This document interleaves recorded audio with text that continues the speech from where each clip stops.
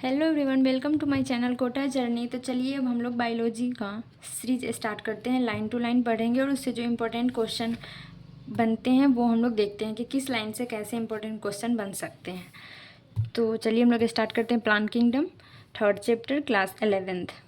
In the previous chapter, we looked at the broad classification of living organism under the system proposed by Whittaker, wherein he suggests the five kingdom classification with Monera, Protista, Fungi, Animalia and the Plantia। हम लोग previous chapter में देखे थे कि Whittaker 5 kingdom classification दिए थे, Monera, Protista, Fungi, Animalia and the Plantae. तो ये पूछ सकते हैं, ये तो ऐसे पिछले चैप्टर से भी था, नहीं तो यहाँ से बन सकता है question. In this chapter we will deal in the detail with further classification with in kingdom प्लांटिया।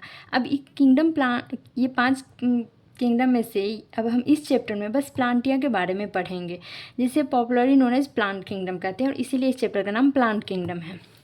We must stress here our understanding of the plant kingdom has changed over time. The fungi, member of the Monera and Protista having cell wall, have now been excluded from Plantia through earlier classification placed them in the same kingdom।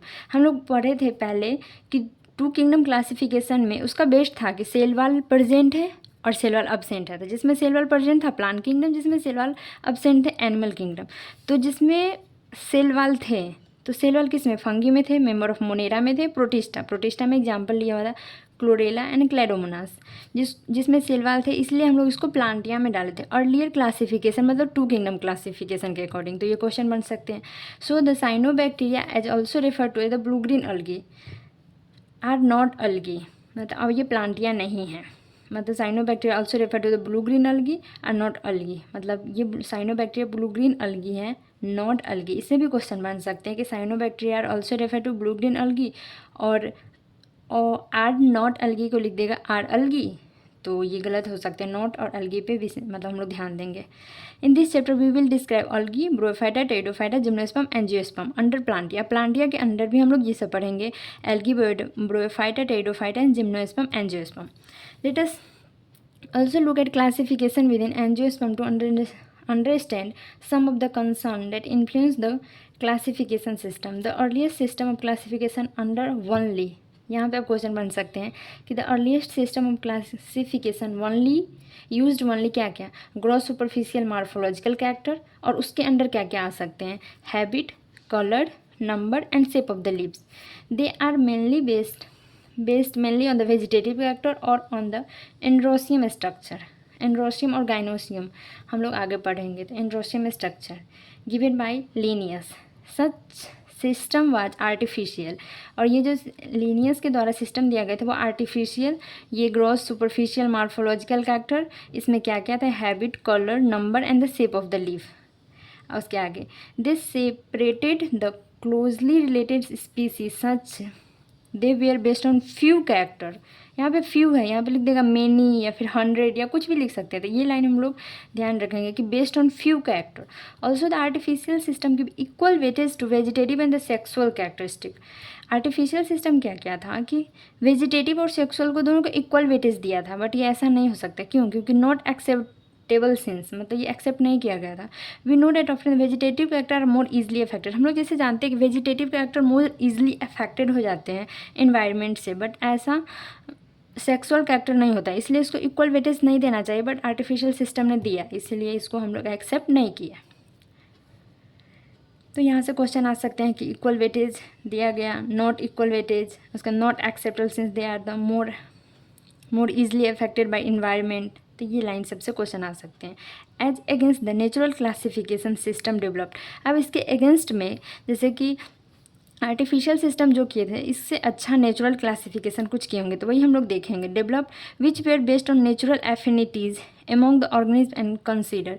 ये क्या क्या था कि इसका based था natural affinities among the, मतलब similarity between organism, जिस मतलब ऑर्गेनिज्म में सिमिलरिटी थी वो भी देखा था। और आगे आगे देखिए,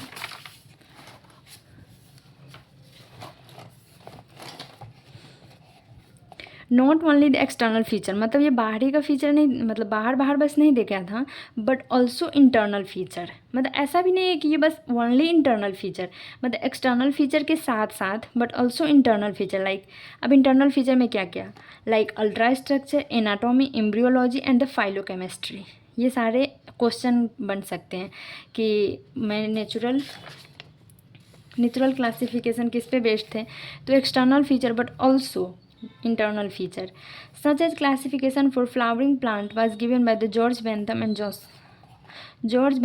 Joseph Dalton Hooker। यहाँ से भी क्वेश्चन क्या बन सकते हैं पता है, साइंटिस्ट के नाम में अलग कर देते हैं, जॉर्ज बेंथम को लिख देंगे जोसेफ बेंथम, और जोसेफ डाल्टन हुकर में लिख देंगे जॉर्ज डाल्टन हुकर। तो हम लोग को ध्यान रखना है कि जोसेफ जो है डाल्टन के साथ है, जॉर्ज जो है बेंथम के साथ है, ये बहुत मतलब चेंज कर देते हैं, लगता है कि पढ़ा हुआ है तो ये सही ही होगा, बट ये गलत हो जाता है। फिर अब हम लोग आगे देखते हैं कि at present phylogenetic classification based on evolutionary relationship between the various organism are acceptable.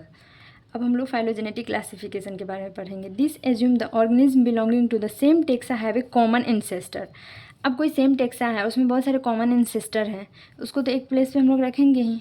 We no use information from many other sources to help resolve difficulties in classification. ऐसे बहुत सारे रिसोर्स आने लगे जिससे हम लोग को क्लासिफिकेशन डिफ़िकल्टीज़ में सॉल्यूशन मिले। जैसे अब ये कौन कौन हो सकते हैं, न्यूमेरिकल टेक्सोनॉमी, साइटोटेक्सोनॉमी और केमोटेक्सोनॉमी। और इसके बारे में अब अच्छे से लाइन टू लाइन पढ़ेंगे क्योंकि इससे बहुत सारे क्वेश्चन आते हैं। दिस बिकम मोर इम्पोर्टेंट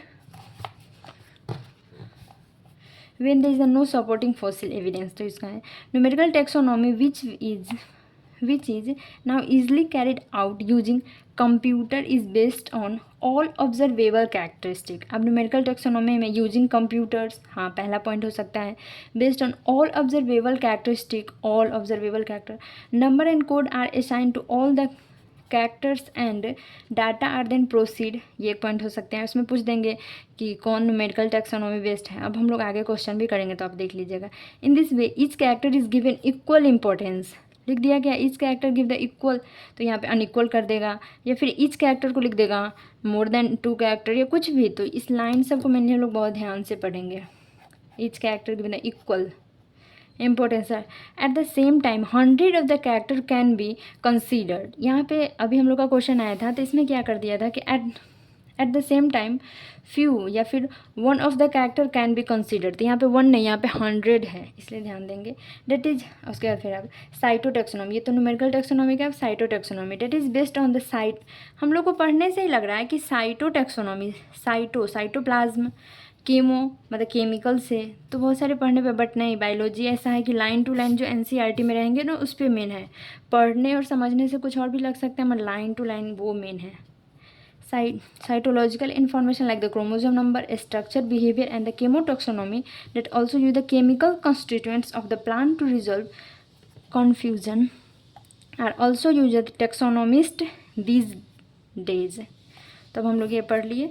इसी का मैं कुछ अपना पॉइंट अलग से ऐसे लिख लिए, आप लोग भी लिख सकते हैं जो आप लोग को सही लगे।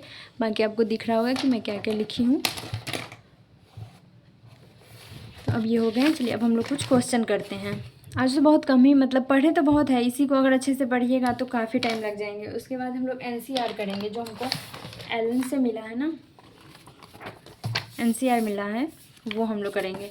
तो इसमें क्या करेंगे ना कि हम लोग पढ़ेंगे, इसमें तो अभी बहुत पीछे आगे का क्वेश्चन सब है, धीरे धीरे पढ़ेंगे तो सारा करेंगे, बट अभी हम लोग इतना ही करेंगे कि which taxonomy is based on following point. तो देखिए ऐसे ही रहेगा, पॉइंट दे देगा और पूछेगा कि कौन सा है, या फिर अभी तो 2 ही पूछ रहा है इस टाइप से, उसमें तो करेक्ट इनकरेक्ट है नहीं, फिर बहुत सारा पूछ देगा और बोलेगा कि विच स्टेटमेंट करेक्ट फॉर केमोटेक्सोनॉमी, इस टाइप से, या numerical taxonomy.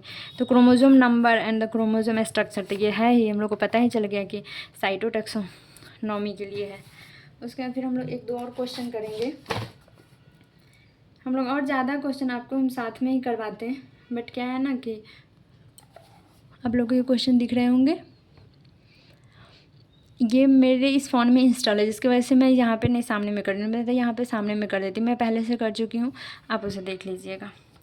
The system of classification of plant given by the Carolus Linnaeus was an artificial system based on mainly on the androecium structure, yes ये एंड्रोसियम स्ट्रक्चर पे। A natural system based on a large number of natural affinities between flowering, नहीं मतलब है, but ये system plant given by the Carolus Linnaeus के बारे में बोल रहा है, तो पहला स्टेटमेंट सही चला जाएगा। बाद phylogenetic system based on the evolutionary, ये बाद the chemotaxonomic system based on the structure of the homologous protein, नहीं। In numerical taxonomy, computer is used all the observable into consideration, yes यहाँ का numerical, तो numerical में हम लोग computer वाला ही बात किए थे।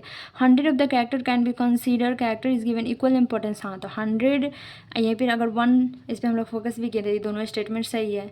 आप लोग भी बना लेना, मैं इसका आंसर भी बताऊँगी।